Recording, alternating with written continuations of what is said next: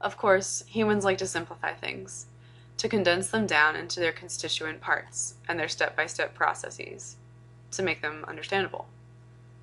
Too often, perhaps, we view things like my childhood self, as one-way equations. If water will always move through the world, magically evaporating and condensing, then we will never have to worry about waking up one future morning to an empty tap. What we don't realize is that while my faucet may continue to flow steadily, other faucets have trickled to a halt. And while my water may be clean, others are subject to debilitating and deathly diseases from the water they drink. Even within my clean, steady faucet, that seemingly pure water is tainted with the invisible blood of essentially invisible people.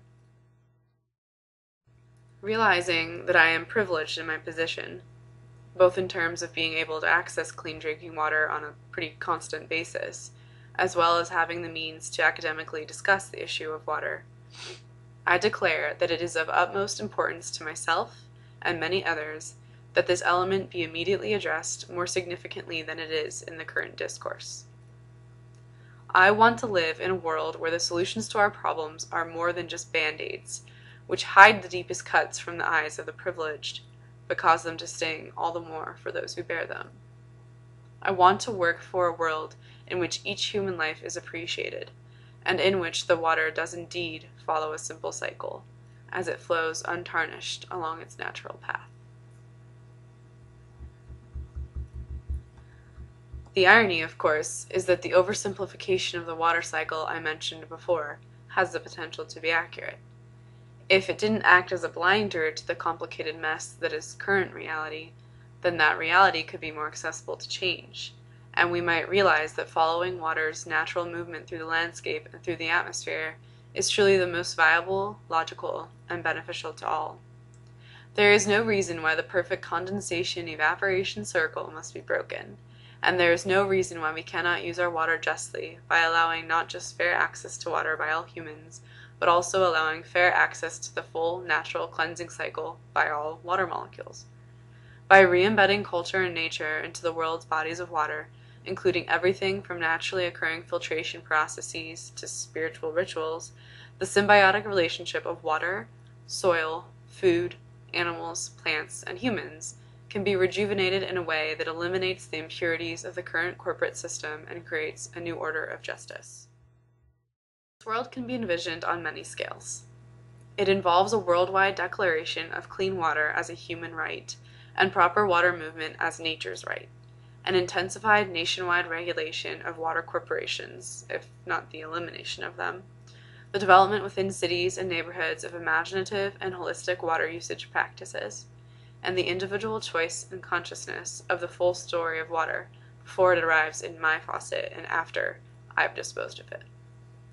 Governments must end water redistribution techniques that give large industrial farming corporations unfair priority over their subjugated migrant workers living nearby. Instead, regions defined by each watershed that moves through the landscape will connect their wastewater management systems to the soil in which we produce our food in a safe way. Water will be respected as a gift that flows from the mountains down into the rest of the land, being used at each human settlement along the way, treated carefully, and passed on without being tainted. Green corridors, upon which the movement of people, animals, seeds, and water will create fair access not just to water but to all public and natural amenities.